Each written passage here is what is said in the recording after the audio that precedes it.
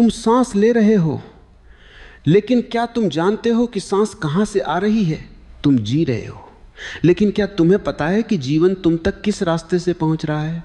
तुम थक जाते हो बिना काम किए, तुम बेचैन हो बिना कारण, तुम कभी बहुत शांत हो जाते हो और कभी भीतर आग लग जाती है, और तुम कहते हो मुझे समझ नहीं आता ऐसा क्यों होता है। समझ में इसलिए नहीं आता क्योंकि तुमने शरीर को केवल देह मान लिया है, और शरीर देह नहीं है। शरीर एक व्यवस्था है, शरीर एक तंत्र है, शरीर एक मार्गों का जाल है जिनसे होकर जीवन चलता है। आज जो कहा जाने वाला है वह विश्वास नहीं मांगता, न श्रद्धा चाहिए न कल्पना। ये वही है जो हर व्यक्ति के भीतर इस क्षण भी काम कर रहा है, चाहे वो माने या न माने। तुम्हारे भीतर जीवन 3 धाराओं में बहता है, 3 रास्ते हैं, और तुम जीवन भर उन्हीं रास्तों से गुजरते रहते हो। तुम्हारी आदतें, तुम्हारा स्वभाव, तुम्हारी उलझने सब उन्हीं रास्तों पर निर्भर है। इन रास्तों को नाड़ी कहा गया है। नाड़ी का अर्थ नस नहीं है, नाड़ी का अर्थ रक्त नहीं है, नाड़ी का अर्थ तंत्रिका नहीं है। यह समझना बहुत जरूरी है, क्योंकि यहीं से सबसे बड़ा भ्रम शुरू होता है। नस में खून बहता है, तंत्रिका में संकेत दौड़ते हैं, लेकिन नाड़ी में जीवन की शक्ति बहती है। यह शक्ति दिखाई नहीं देती, लेकिन इसके बिना कुछ भी नहीं चलता। जैसे बिजली दिखाई नहीं देती, लेकिन उसके बिना पंखा भी नहीं घूमता, बल्ब भी नहीं जलता। नाड़ी वही बिजली है और शरीर उसका उपकरण। पुराने समय में जब किसी वैद्य को नाड़ी देखनी होती थी, वह हाथ पकड़कर केवल नब्ज नहीं देखता था, वह यह देखता था कि जीवन किस दिशा में बह रहा है। आज का मनुष्य बीमार होता है और डॉक्टर कहता है सब रिपोर्ट ठीक है, क्योंकि रिपोर्ट में नाड़ी नहीं दिखती। थकान रिपोर्ट में नहीं आती, बेचैनी रिपोर्ट में नहीं आती, अंदर का असंतुलन रिपोर्ट में नहीं आता, और मनुष्य सोचता है शायद समस्या मेरे मन में है। नहीं, समस्या मन में नहीं है, समस्या मार्गों में है। नाड़ी विज्ञान यही कहता है, जीवन की धारा यदि संतुलित न हो तो शरीर, मन, व्यवहार सब अस्त व्यस्त हो जाते हैं। अब ध्यान से सुनो, 3 नाड़ियां हैं, एक बाईं ओर बहती है, एक दाईं ओर बहती है, और एक बीच में है। बाईं और दाईं नाड़ी सक्रिय रहती है, बीच वाली उपलब्ध रहती है। यह फर्क समझना बहुत आवश्यक है। बाईं और दाईं नाड़ी तुम्हें चलाती है, बीच की नाड़ी तुम्हें थामती है। अधिकतर लोग जीवन भर केवल 2 नाड़ियों में जीते हैं, इसलिए जीवन या तो बहुत भावुक हो जाता है या बहुत आक्रामक। कभी तुम बहुत कोमल हो जाते हो, कभी बहुत कठोर, कभी तुम रो पड़ते हो बिना कारण, कभी क्रोध से भर जाते हो बिना वजह, और तुम कहते हो मेरा स्वभाव ही ऐसा है। नहीं, स्वभाव नहीं, नाड़ी का झुकाव है। यदि बाईं नाड़ी अधिक बह रही है तो व्यक्ति भीतर की ओर गिरने लगता है, यादों में जीता है, डरता है, निर्णय नहीं ले पाता। यदि दाईं नाड़ी अधिक बह रही है तो व्यक्ति बाहर की ओर दौड़ता है, काम, लक्ष्य, जीत, हार, और भीतर से सूखता चला जाता है। दुनिया में अधिकतर संघर्ष इसी कारण है। कोई बहुत भावुक है, कोई बहुत हिंसक, और दोनों ही अपने अपने दुख से परेशान हैं। बीच की नाड़ी का काम है संतुलन, लेकिन वह तभी प्रकट होती है जब दोनों ओर समानता हो। समस्या ये नहीं कि बाईं या दाईं नाड़ी खराब है, समस्या यह है कि एक ही नाड़ी जीवन पर हावी हो जाती है। यह ठीक वैसा ही है जैसे कोई व्यक्ति केवल एक आंख से देखने लगे। दुनिया टेढ़ी दिखेगी, दूरी का अंदाजा गलत होगा, ठोकर लगेगी और वह कहेगा मेरी आंख खराब है। नहीं, आंख नहीं, संतुलन खराब है। अब समझो एक आम जीवन का उदाहरण। एक व्यक्ति है जो हर बात दिल पर ले लेता है। कोई कुछ कह दे तो रात भर सो नहीं पाता, पुरानी बातें याद करता रहता है, अतीत को बार बार जीता है। वह सोचता है मैं बहुत संवेदनशील हूं। नहीं, उसकी बाईं नाड़ी अधिक सक्रिय है। दूसरा व्यक्ति है वह हमेशा आगे भाग रहा है, रुकता नहीं, शांत बैठ नहीं पाता, हर समय कुछ करना है, हर समय साबित करना है। वह सोचता है मैं बहुत मेहनती हूँ, नहीं, उसकी दाईं नाड़ी अधिक बह रही है। दोनों ही असंतुलन में हैं और दोनों ही थके हुए हैं। नाड़ी विज्ञान व्यक्ति को दोष नहीं देता, नाड़ी विज्ञान व्यवस्था को देखता है। अब ये मत सोचो कि ये कोई नई खोज है, ये उतना ही पुराना है जितना जीवन, केवल शब्द बदल गए, समझ खो गई है। आज मनुष्य हर समस्या को बाहर खोजता है। काम बदलो, लोग बदलो, जगह बदलो, लेकिन मार्ग वही रहते हैं, इसलिए समस्या भी वही रहती है। नाड़ी विज्ञान कहता है पहले देखो जीवन तुम्हारे भीतर कैसे बह रहा है, बीच की नाड़ी को। इसीलिए सबसे शक्तिशाली कहा गया है, क्योंकि वहाँ कोई झुकाव नहीं है, न बायां न दायां। वहाँ व्यक्ति प्रतिक्रिया नहीं करता, वहाँ वो बहता नहीं, वहाँ वह स्थिर होता है। लेकिन स्थिरता का अर्थ जड़ता नहीं है, स्थिरता का अर्थ है संतुलन। ये समझना बहुत जरूरी है, क्योंकि लोग स्थिरता को गलत समझ लेते हैं। वे सोचते हैं अगर संतुलन आ गया तो जीवन नीरस हो जाएगा। नहीं, असंतुलन नीरस करता है, असंतुलन थकाता है। संतुलन में जीवन पहली बार सरल लगता है। अब एक और बात ध्यान में रखो, नाड़ी कोई रहस्यमयी कल्पना नहीं है, यह शरीर की वास्तविक रचना से जुड़ी है। श्वास जब भीतर जाती है तो वह केवल हवा नहीं होती, वह जीवन को साथ लाती है। और यह जीवन बाईं ओर भी जाता है, दाईं ओर भी जाता है।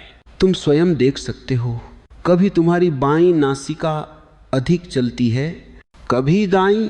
यह कोई संय ओग नहीं है। जिस समय बाईं नासिका अधिक सक्रिय होती है तुम्हारा स्वभाव अलग होता है, जिस समय दाईं अधिक चलती है तुम्हारी प्रवृत्ति बदल जाती है। लेकिन तुमने कभी ध्यान नहीं दिया, क्योंकि तुम्हें बताया ही नहीं गया, मनुष्य को बताया गया। सोचो, मानो, विश्वास करो, किसी ने यह नहीं कहा। देखो, नाड़ी विज्ञान देखने की बात करता है, न मानने की नहीं। अब एक बहुत गहरी बात, अधिकतर लोग सोचते हैं कि शक्ति का अर्थ है ज्यादा करना, ज्यादा दौड़ना, ज्यादा सहना। नहीं, शक्ति का अर्थ है ऊर्जा का सही बहाव। एक नदी यदि एक तरफ बहने लगे तो बाढ़ आएगी, यदि सूख जाए तो मर जाएगी। बीच का बहाव ही जीवन है। इसीलिए सुषुम्ना को शक्ति कहा गया है, क्योंकि वहाँ जीवन बहता नहीं, वहाँ जीवन ठहर कर चलता है। और यही कारण है कि अधिकतर लोग उससे परिचित नहीं हैं, वे केवल बहना जानते हैं। कोई भावनाओं में बहता है, कोई काम में बहता है, बीच में रुकने की कला खो गई है, इसलिए जीवन थकान बन गया है।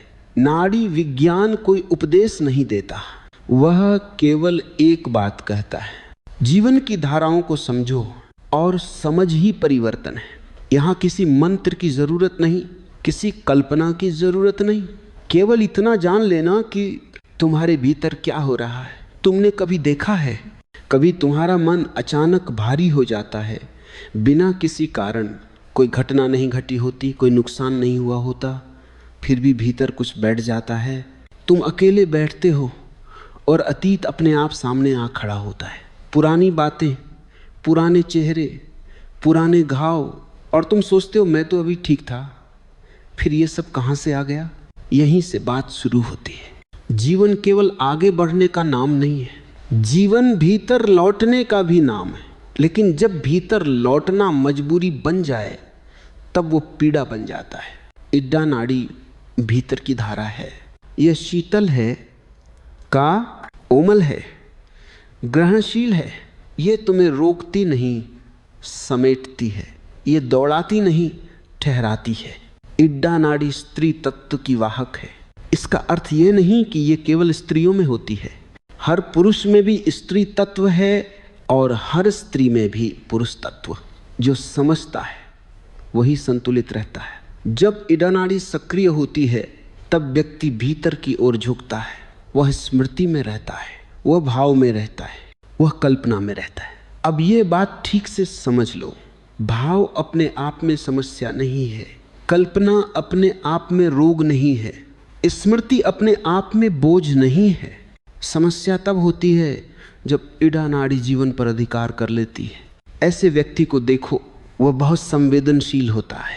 थोड़ा सा शब्द भी उसे गहरे छू जाता है, थोड़ा सा व्यवहार भी उसे भीतर तक हिला देता है।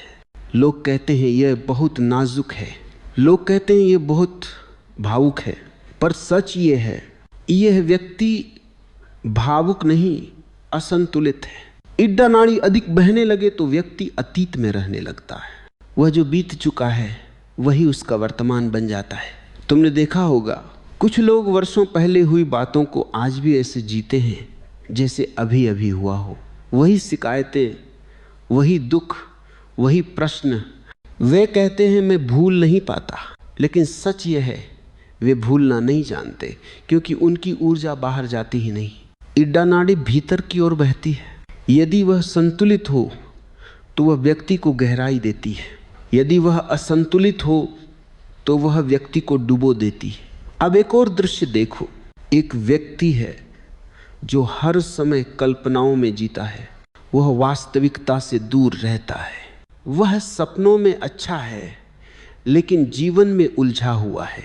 वह सोचता है मैं रचनात्मक हूँ, लेकिन भीतर डर छुपा होता है।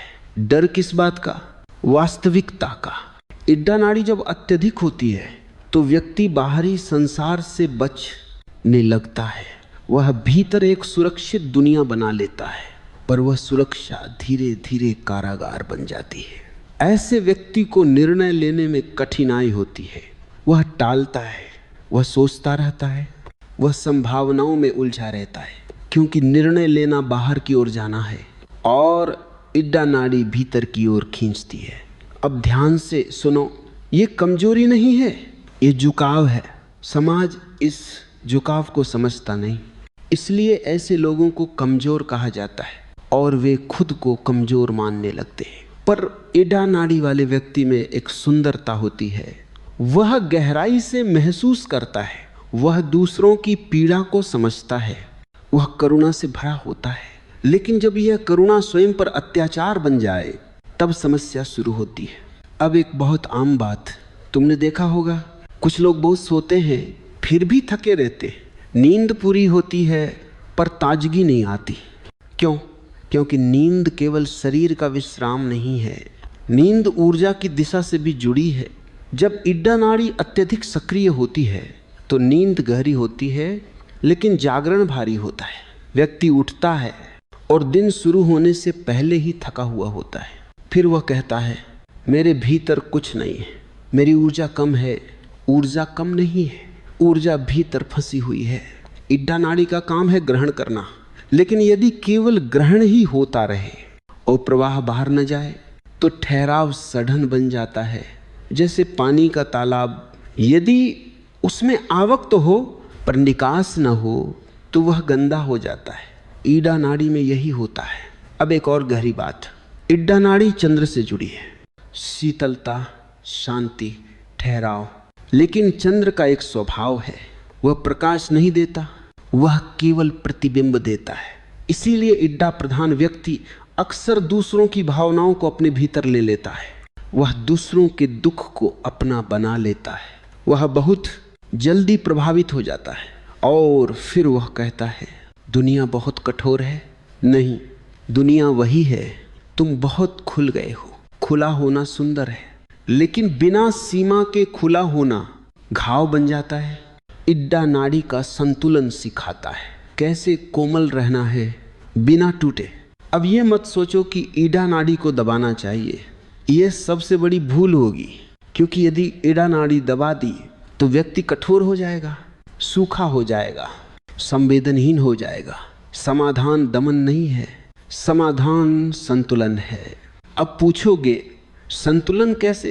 पहले समझो कि असंतुलन कैसे बनता है। अधिकतर बच्चे इड्डा प्रधान होते हैं, वे भावुक होते हैं, वे कल्पनाशील होते हैं, वे संवेदनशील होते हैं, लेकिन समाज उन्हें मजबूत बनाने के नाम पर कठोर बनाता है, उन्हें रोने से रोकता है, उन्हें भाव दिखाने से रोकता है। पर भीतर की इड्डा दबती नहीं, वह भीतर और गहराई में चली जाती है। फिर व्यक्ति बड़ा होता है और भीतर एक अधूरापन रह जाता है। वह अधूरापन फिर रिश्तों में प्रकट होता है। वह बहुत अपेक्षा करता है, वह चाहता है कि कोई उसे समझे, और जब समझ नहीं मिलती तो वह और भीतर सिमट जाता है। ये चक्र चलता रहता है। इड्डा नाड़ी की एक और पहचान है, ऐसे व्यक्ति अक्सर ठंड को अधिक महसूस करते हैं। उनका शरीर शीतल रहता है, उनकी पाचन शक्ति कमजोर हो सकती है। ये सब संकेत हैं। शरीर हमेशा बोलता है, हम सुनते नहीं। अब एक साधारण उदाहरण, मान लो कोई व्यक्ति हर समय संगीत सुनता है, वो कहता है मुझे शांति मिलती है, पर ध्यान से देखो, क्या वह शांति है या वास्तविकता से बचाव? कई बार इडा नाड़ी प्रधान व्यक्ति शांति के नाम पर पलायन करता है। वह संघर्ष से बचता है, वह टकराव से डरता है, और फिर वह खुद को दोष देता है, मैं कमजोर हूं। नहीं, तुम्हारी ऊर्जा भीतर की ओर बह रही है। समाधान यह नहीं कि तुम खुद को बदलो, समाधान यह है कि तुम अपने बहाव को समझो। इड्डा नाड़ी की सुंदरता यह है कि वह तुम्हें गहराई देती है, वह तुम्हें दूसरों से जोड़ती है, लेकिन उसकी सीमा भी समझनी होगी। जैसे नदी यदि किनारों में बहे तो जीवन देती है, और यदि किनारे तोड़ दे तो विनाश करती है। अब यह भी समझ लो, इडा नाड़ी का असंतुलन केवल भावनात्मक नहीं होता, इस सोच पर भी असर डालता है। ऐसे व्यक्ति बहुत सोचते हैं, वे विश्लेषण करते रहते हैं, एक ही बात को बार बार देखते हैं और अंत में कुछ नहीं करते। वे कहते हैं मैं सोच समझ कर चलता हूँ, लेकिन भीतर डर छुपा होता है, गलत न हो जाए। डर हमेशा भीतर की ओर खींचता है। इड्डा नाड़ी जब संतुलित होती है तो व्यक्ति संवेदनशील भी होता है और स्पष्ट भी। वह सुनता है पर डूबता नहीं, वह महसूस करता है पर बहता नहीं। यही स्वास्थ्य है। अब एक अंतिम बात इस भाग के लिए, इड्डा नाड़ी को समझना, अपने भीतर के स्त्री तत्व को स्वीकार करना है। रोने से डरना मत, महसूस करने से भागो मत, लेकिन वहीं अटक भी मत जाओ। जीवन का रस वहीं है जहां भीतर की कोमलता और बाहर की स्पष्टता एक साथ चलती हैं। जब इड्डा नाड़ी संतुलन में आती है तो व्यक्ति पहली बार अपने भावों का मालिक बनता है। भाव उसके मालिक नहीं रहते, और यही असली शक्ति है, दबाने की नहीं, बहने की नहीं, समझने की। अब एक दूसरा दृश्य अपने भीतर देखो। कभी ऐसा हुआ है कि तुम शांत बैठे हो और अचानक भीतर से जैसे कोई तुम्हें धक्का दे देता है, उठो, कुछ करो, समय निकल रहा है, आगे बढ़ो। कोई बोला नहीं होता, कोई मजबूरी नहीं होती, फिर भी भीतर एक आग जलने लगती है। तुम चैन से बैठ नहीं पाते, तुम्हें लगता है कुछ छूट रहा है, कुछ पीछे रह जाएगा, और तुम दौड़ पड़ते हो। दौड़ते हुए तुम ये भूल जाते हो कि तुम क्यों दौड़ रहे हो।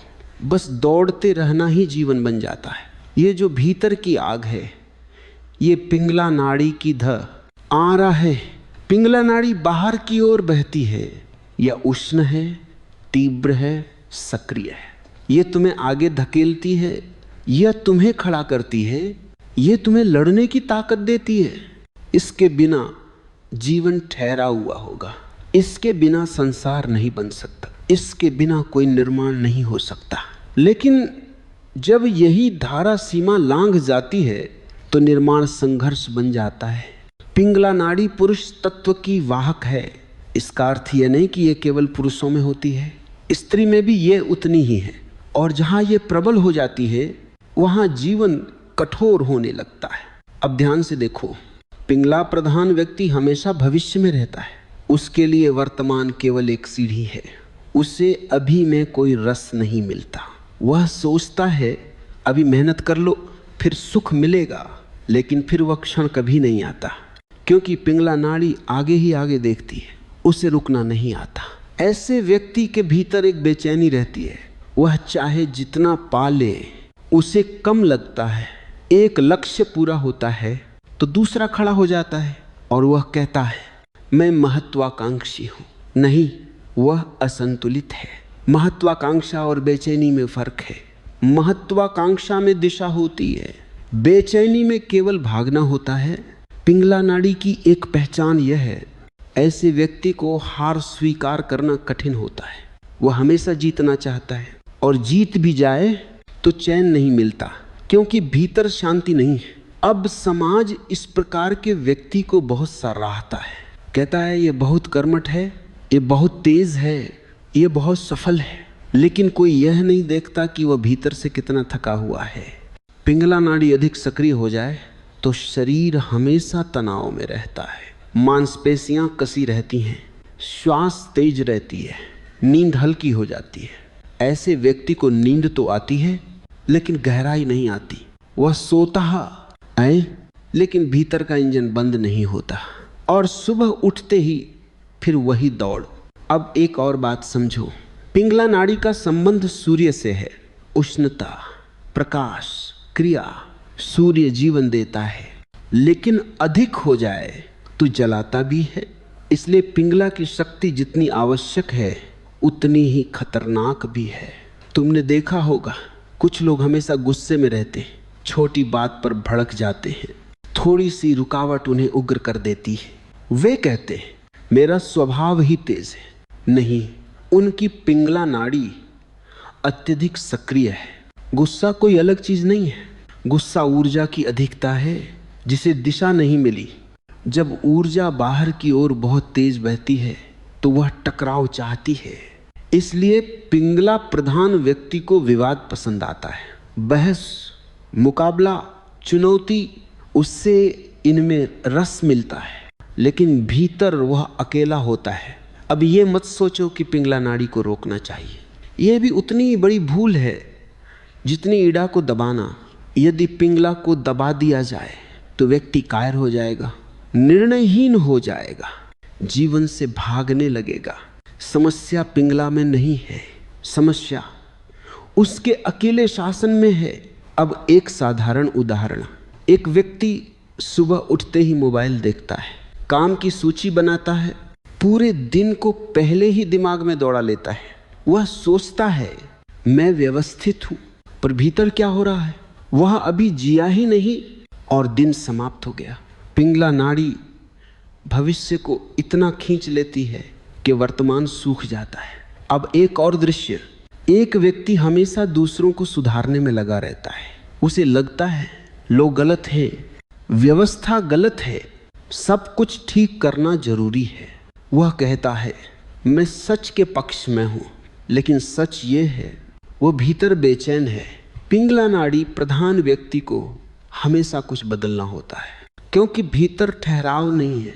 अब यह भी समझ लो, पिंगे लानाड़ी केवल बाहर की दुनिया में नहीं दौड़ाती, ये भीतर भी कठोरता लाती है। ऐसे व्यक्ति अपने प्रति भी दयालु नहीं होते, वे खुद से बहुत अपेक्षा रखते हैं, खुद को आराम नहीं देते। वे कहते हैं आराम आलस्य है, नहीं, आराम संतुलन है। लेकिन पिंगला को संतुलन समझ में नहीं आता, वह केवल गति जानती है। अब शरीर के संकेत देखो, पिंगला प्रधान व्यक्ति को अक्सर प्यास अधिक लगती है, उसे गर्मी अधिक लगती है, उसका पाचन तेज होता है, लेकिन जल्दी बिगड़ भी जाता है। उसका शरीर लगातार लड़ाई की मुद्रा में रहता है और फिर एक दिन शरीर थक जाता है और मनुष्य कहता है अचानक सब गिर गया। अचानक नहीं, लंबे समय से असंतुलन था। पिंगला नाड़ी की सबसे बड़ी भूल यह है वह स्वयं को ही लक्ष्य बना लेती है। व्यक्ति काम नहीं करता, काम व्यक्ति को चलाता है, और जब काम रुकता है तो व्यक्ति खाली हो जाता है। इसलिए ऐसे लोगों को छुट्टी में भी चैन नहीं मिलता। वे कहते हैं मुझे कुछ करने दो, क्योंकि कुछ न करना उन्हें डराता है। डर किस बात का?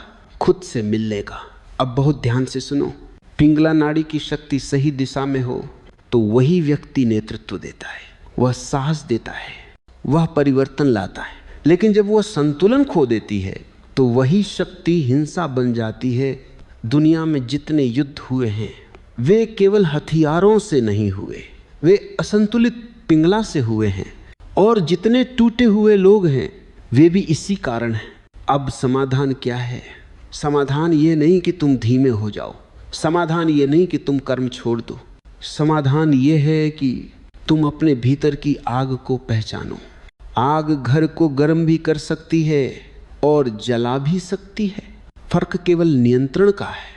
जब पिंगला नाड़ी संतुलन में आती है तो व्यक्ति कार्य करता है लेकिन कार्य में खोता नहीं। वह निर्णय लेता है लेकिन क्रूर नहीं होता। वह आगे बढ़ता है लेकिन दूसरों को कुचलता नहीं। और सबसे महत्वपूर्ण, वह रात को चैन से सोता है क्योंकि भीतर कोई अधूरापन नहीं होता। अब एक अंतिम बात, पिंगला नाड़ी तुम्हें संसार में लाती है, ईडा नाड़ी तुम्हें भीतर ले जाती है। यदि केवल ईडा हो तो तुम संसार से कट जाओगे, यदि केवल पिंगला हो तो तुम स्वयं से कट जाओगे। और जो स्वयं से कटा हुआ है वह चाहे जितना सफल हो वह खाली है। इसलिए पिंगला को दोष मत दो, उससे समझो। समझ ही वह बिंदु है जहाँ से संतुलन जन्म लेता है। और जब संतुलन जन्म लेता है तब जीवन पहली बार बोझ नहीं लगता बल्कि प्रवाह बन जाता है। अब उस जगह की बात जहाँ न बायां है न दायां, जहाँ न ठंड है न गर्मी, जहाँ न भागना है न छिपना। तुमने जीवन में कभी एक ऐसा क्षण महसूस किया है बहुत छोटा, जब न मन पीछे गया न आगे दौड़ा, बस एक क्षण के लिए सब कुछ ठीक ठीक अपनी जगह था। कोई खुशी नहीं थी, कोई दुख नहीं था, कोई चाह नहीं थी, कोई डर नहीं था। और उसी क्षण तुम्हें लगा अजीब शांति है, बिना सुस्ती के अजीब स्पष्टता है, बिना प्रयास के। अधिकतर लोग इस क्षण को पहचान नहीं पाते। वे इसे संयोग समझ लेते हैं। वे कहते हैं अच्छा मूड था। नहीं, वह संयोग नहीं था, वह बीच का मार्ग था। ईडा और पिंगला जब एक दूसरे को संतुलित करती हैं तो जो मार्ग उपलब्ध होता है उसी को सुषुम्ना कहा गया है। ये समझ लो, सुषुम्ना कोई अलग नाड़ी नहीं है जो कहीं छिपी बैठी हो। यह कोई बंद दरवाजा नहीं है जिसे खोलना पड़े। सुषुम्ना संतुलन की स्थिति है। जब जीवन की धारा न बाईं ओर झुकती है न दाईं ओर बहती है, तब जो सीधा प्रवाह बनता है वही सुषुम्ना है। इसलिए इसे सबसे शक्तिशाली कहा गया है, क्योंकि यहाँ शक्ति बिखरती नहीं, यहाँ शक्ति खर्च नहीं होती, यहाँ शक्ति स्थिर होकर काम करती है। अब यहाँ एक बहुत बड़ा भ्रम तोड़ना जरूरी है। लोग सोचते हैं सुषुम्ना कोई चमत्कार है, कुछ अलौकिक होगा, कुछ दिखाई देगा, कुछ अनुभव होगा। नहीं, यदि कुछ दिखाई देने लगे तो समझ लेना फिर से ईडा या पिंगला सक्रिय हो गई। सुषुम्ना में कोई नशा नहीं है, कोई उत्तेजना नहीं है, कोई भावनात्मक उछाल नहीं है। सुषुम्ना साधारण है, इतनी साधारण कि मन उसे नज़रअंदाज कर देता है। क्योंकि मन को या तो ठंड चाहिए या गर्मी, मन को या तो सपना चाहिए या संघर्ष। बीच का संतुलन मन को नीरस लगता है, लेकिन जीवन वही है। अब एक बहुत आम उदाहरण, तुम सड़क पर चल रहे हो, अचानक कोई गाड़ी बहुत पास से निकल जाती है।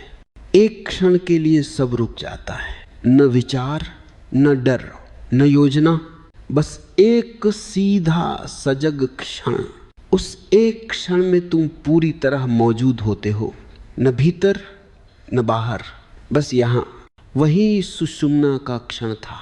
लेकिन अगले ही पल मन लौट आता है। अगर टकरा जाती तो ध्यान क्यों नहीं दिया, और सुषुम्ना फिर ओझल हो जाती है। अब समझो, सुषुम्ना को पकड़ा नहीं जा सकता, उसे खींचा नहीं जा सकता, उसे बुलाया नहीं जा सकता।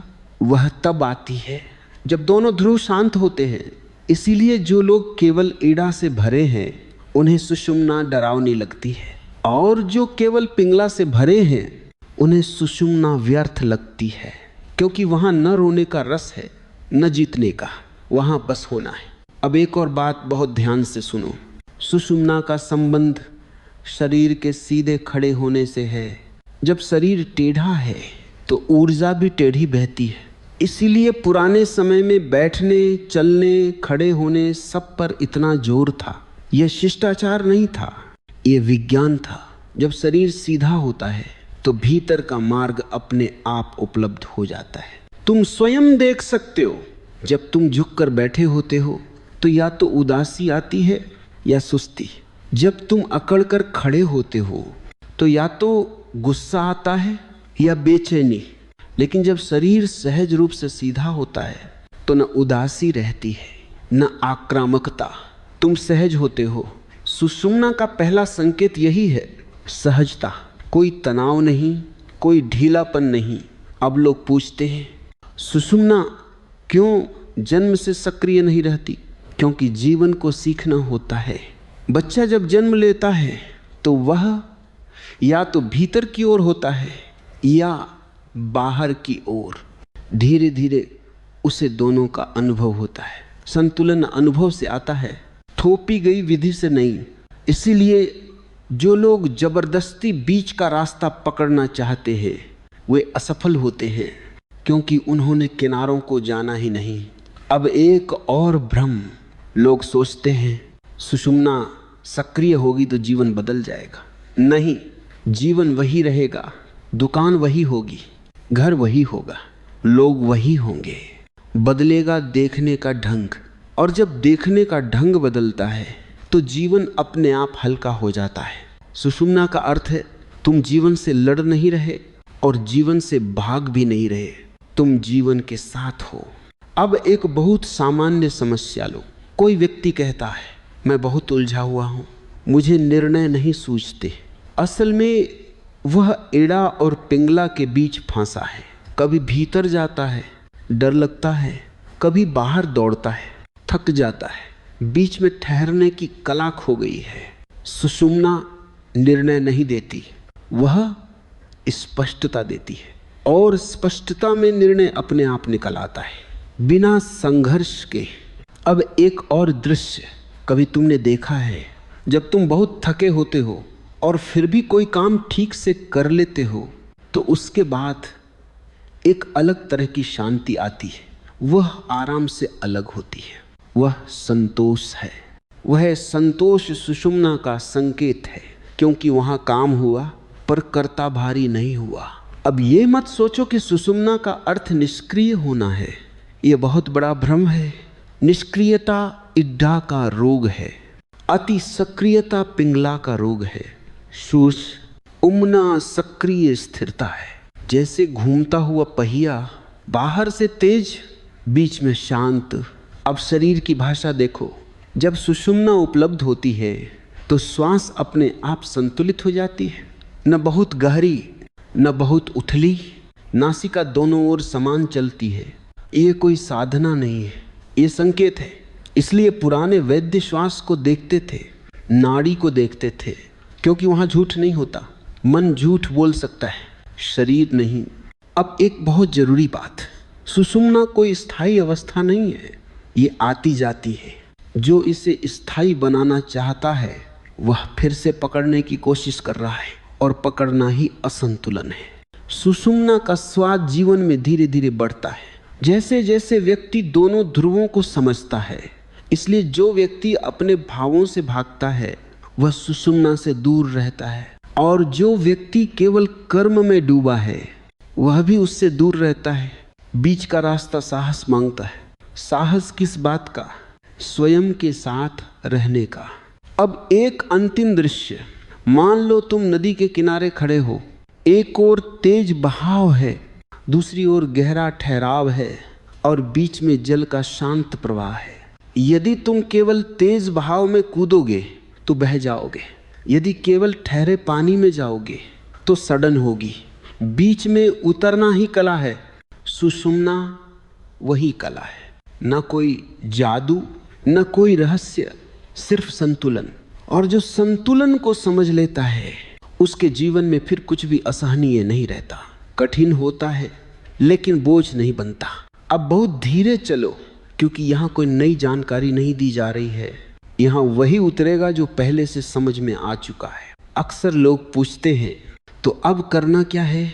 ये सवाल ही बताता है कि आदमी अभी भी पिंगला में खड़ा है। करने की जल्दी, किसी विधि को पकड़ लेने की चाह, और कुछ लोग कहते हैं तो बस समझ लेना ही काफ़ी है। ये सवाल बताता है कि आदमी इड्डा में झुका हुआ है, केवल भीतर बैठ जाने की प्रवृत्ति। सच ये है, न करना है न केवल सोचते रहना है। सच ये है, जीवन को उसी तरह जीना है जैसा वह है, लेकिन एक सूक्ष्म समझ के साथ। सुषुम्ना कोई काम नहीं है जिसे तुम सूची में डाल लो, यह जीवन की मुद्रा है। अब सबसे पहले एक भ्रम तोड़ो। लोग सोचते हैं संतुलन किसी विशेष समय पर आएगा, सुबह शाम एकांत में या किसी विशेष अवस्था में। नहीं, संतुलन हमेशा अभी में होता है। इसीलिए जो अभी में नहीं जी सकता वह कभी संतुलन में नहीं आ सकता। अब देखो तुम्हारा दिन कैसे शुरू होता है। अधिकतर लोग आंख खुलते ही या तो चिंता में चले जाते हैं या कल्पना में, या तो आने वाले दिन का बोझ या बीते हुए कल का स्वाद, और अभी यह क्षण छूट जाता है। सुषुम्ना का पहला द्वार यही है। अभी कोई मंत्र नहीं, कोई कल्पना नहीं, सिर्फ ये देखना कि तुम इस क्षण कहाँ झुके हुए हो। अब बहुत साधारण बात, जब तुम बैठे हो तो देखो क्या शरीर ढीला पड़ गया है या अकड़ा हुआ है। ढीलापन ईड़ा का संकेत है, अकड़न पिंगला का। दोनों ही असंतुलन हैं। संतुलन में शरीर सहज सीधा होता है, न प्रयास से न आलस से। यदि तुम शरीर को सीधा करने की कोशिश करोगे तो वह अभिनय होगा, और अभिनय कभी सत्य तक नहीं ले जाता। लेकिन यदि तुम केवल इतना देखो कि अभी शरीर कैसा है, तो धीरे धीरे एक प्राकृतिक सीधापन आने लगता है। ये कोई अभ्यास नहीं है, ये जागरूकता का परिणाम है। अब श्वास को देखो, श्वास को बदलने की कोशिश मत करो, बस देखो कौन सी नासिका अधिक चल रही है।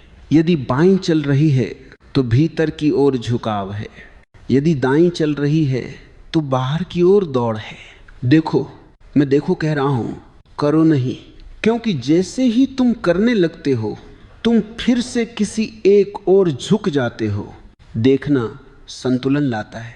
अब एक बहुत सामान्य परिस्थिति, मान लो कोई तुम्हें कुछ कह देता है, तुम्हें बुरा लगता है। अब देखो उस क्षण तुम क्या करते हो। यदि तुम भीतर सिमट जाते हो तो ईड़ा हावी हो गई। यदि तुम तुरंत जवाब देना चाहते हो तो पिंगला हावी हो गई। लेकिन यदि तुम एक क्षण ठहर जाओ, बिना दबाए, बिना फट पड़े, तो वही क्षण सुषुम्ना का है, और उसी क्षण से जवाब निकलता है जो न पश्चाताप देता है न अपराध बोध। अब समझो, ये ठहराव कोई तकनीक नहीं है, ये समझ का फल है। जो व्यक्ति अपने झुकाव को पहचान लेता है वह प्रतिक्रिया से पहले रुक जाता है, और वही रुकना जीवन को बदल देता है। अब लोग पूछते हैं क्या ये हर समय संभव है? नहीं, और होना भी नहीं चाहिए। जीवन का सौंदर्य इसी में है कि संतुलन आता जाता है। यदि तुम हर समय संतुलन पकड़ने की कोशिश करोगे तो वह फिर असंतुलन बन जाएगा। इसलिए कोई आदर्श मत बनाओ, बस समझ रखो। अब एक और बहुत जरूरी बात, सुषुम्ना को उपलब्ध करने में सबसे बड़ा बाधक है जल्दबाजी। जल्दबाजी का अर्थ है भविष्य, और भविष्य हमेशा पिंगला का क्षेत्र है। जो जल्दी में है वह संतुलन में नहीं हो सकता। इसलिए जो व्यक्ति कहता है मुझे जल्दी बदलना है, वह बदल नहीं पाता। पर जो व्यक्ति कहता है मैं देख रहा हूं, उसका जीवन अपने आप बदलता है। अब भोजन की बात समझो। लोग पूछते हैं क्या खाना चाहिए क्या नहीं। यह प्रश्न भी गलत जगह से आता है। जब तुम बहुत भावुक हो तो तुम भारी खाते हो, ये इड्ढा की मांग है। जब तुम बहुत तनाव में हो तो तुम तीखा खाते हो, ये पिंगला की मांग है। यदि तुम संतुलन में हो तो शरीर स्वयं बता देता है कि उसे क्या चाहिए। भोजन भी कोई नियम नहीं है, यह संवाद है। जो शरीर को सुनना सीख लेता है वह कभी अति नहीं करता। अब नींद को देखो, कुछ लोग बहुत सोते हैं, कुछ लोग सो नहीं पाते। दोनों ही संतुलन में नहीं है। संतुलन में नींद गहरी होती है लेकिन बोझिल नहीं, और जागना ताजा होता है लेकिन उछलता नहीं। यदि नींद के बाद भी थकान है तो समझो ऊर्जा किसी एक और अटकी है। अब एक और सूक्ष्म बात, सुषुम्ना का अर्थ है तुम जीवन में केंद्रित हो। केंद्र का अर्थ ये नहीं कि तुम अलग हो गए। केंद्र का अर्थ है तुम बिखरे नहीं हो, तुम हंसते हो, लेकिन हंसी तुम्हें बहा नहीं ले जाती। तुम दुखी होते हो, लेकिन दुख तुम्हें तोड़ नहीं देता। ये फर्क बहुत महीन है। अब एक उदाहरण, दो व्यक्ति एक ही परिस्थिति से गुजरते हैं, एक टूट जाता है, दूसरा सीख जाता है। परिस्थिति एक थी, फर्क कहाँ था? फर्क था ऊर्जा कहाँ बह रही थी। एक भीतर डूब गया, दूसरा बाहर भाग गया, और जो बीच में रहा वह समझ गया। समझो, सुषुम्ना कोई विशेष अनुभव नहीं है, यह समझ की अवस्था है जहां तुम स्वयं को भी देख रहे हो और जीवन को भी। अब लोग पूछते हैं क्या कोई विशेष विधि नहीं है? यदि तुम विधि खोज रहे हो तो तुम अभी भी बाहर से पकड़ना चाहते हो। सच ये है, जीवन ही विधि है। जब तुम चलते हो तो देखो क्या तुम जल्दी में हो, जब तुम बोलते हो तो देखो क्या तुम साबित करना चाहते हो, जब तुम चुप होते हो तो देखो क्या तुम डर रहे हो। ये देखना ही मार्ग है, कोई अलग अभ्यास नहीं। अब एक और बहुत गहरी बात है। लोग सोचते हैं संतुलन का अर्थ है सब ठीक हो जाना। नहीं, संतुलन का अर्थ है सबको ठीक से देख पाना।